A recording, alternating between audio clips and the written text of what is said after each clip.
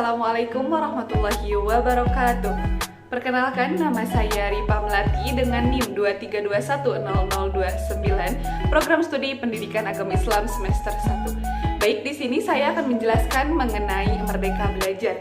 Ada 5 submateri yang akan dibahas. Yang pertama yaitu mengenai pengertian Merdeka Belajar. Yang kedua mengenai landasan Merdeka Belajar. Yang ketiga mengenai tujuan Merdeka Belajar. Yang keempat mengenai prinsip-prinsip Merdeka Belajar. Yang kelima mengenai pendidikan tinjauan Merdeka Belajar.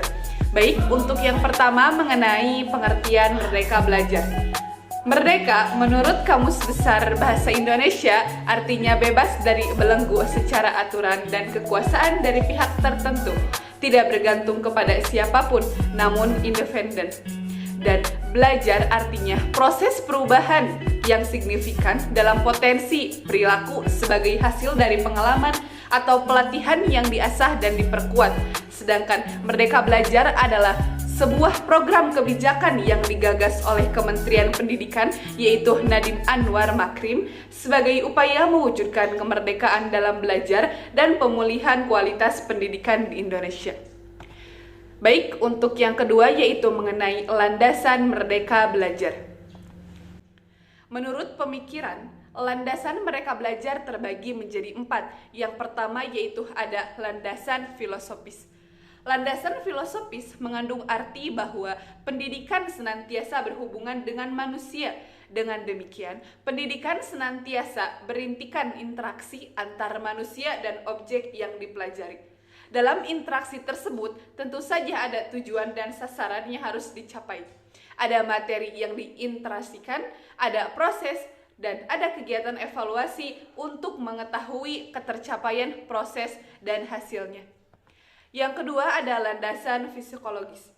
Landasan psikologis didasarkan pada prinsip bahwa perkembangan seseorang dipengaruhi oleh lingkungan dan kematangan diri.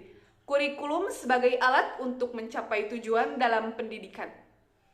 Tentu saja berkaitan dengan keadaan proses perubahan yang terjadi kepada peserta didik. Maka dari itu, pengembangan Merdeka Belajar ini salah satunya berlandaskan psikologis.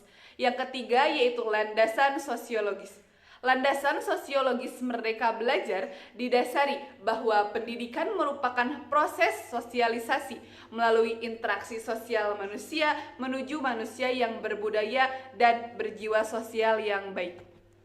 Dan yang keempat ada landasan ilmu pengetahuan dan teknologi.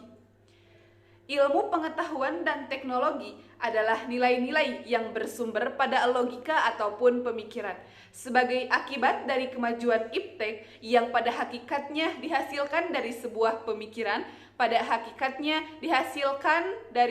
pemikiran, dan kebudayaan manusia, sehingga kehidupan manusia semakin luas, meningkat, dan tuntutan hidup pun menjadi semakin tinggi.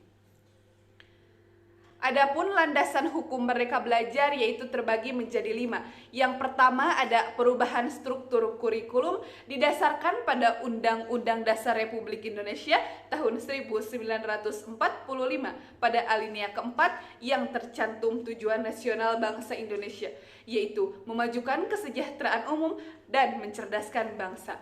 Yang kedua ada Undang-Undang Nomor 20 Tahun 2003 Sigdisnas yang membahas tentang kurikulum sebagai seperangkat rencana atau pengaturan mengenai tujuan, isi, dan bahan pelajaran, serta cara yang digunakan sebagai pedoman penyelenggaraan kegiatan.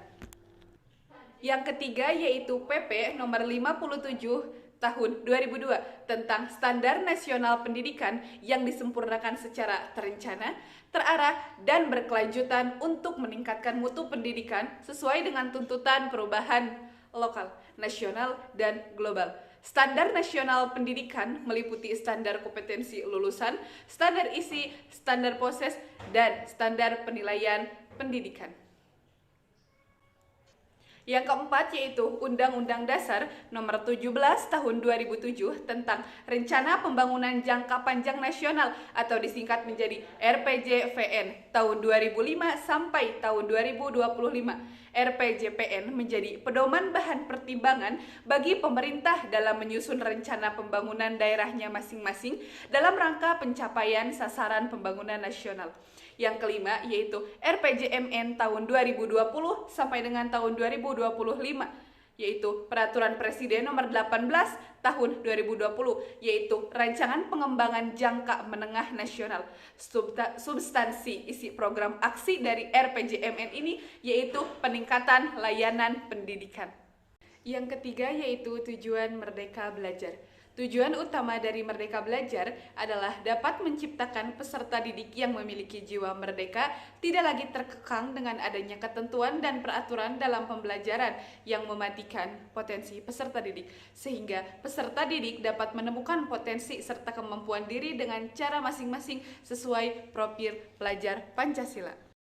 Yang keempat yaitu mengenai prinsip-prinsip Merdeka Belajar. Prinsip-prinsip Merdeka Belajar diantaranya yaitu yang pertama, pembelajaran dirancang dengan mempertimbangkan tahap perkembangan dan tingkat pencapaian peserta didik sesuai dengan kebutuhan belajar, serta mencerminkan karakteristik dan perkembangan peserta didik yang beragam sehingga pembelajaran menjadi bermakna.